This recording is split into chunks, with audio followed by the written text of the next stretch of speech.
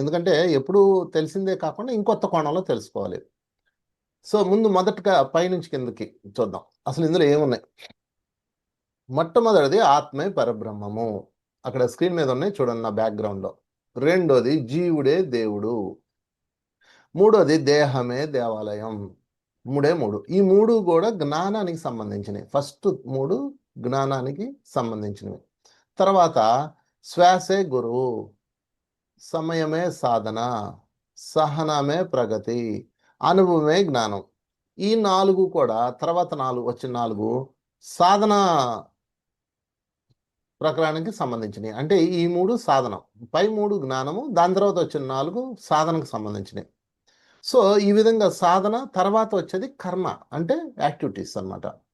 దానమే ధర్మం, ధర్మమే పుణ్యం. ఇది మొత్తం 9. ఎంటైర్ స్పిరిచువల్ సైన్స్ మొత్తం 9 పాయింట్లు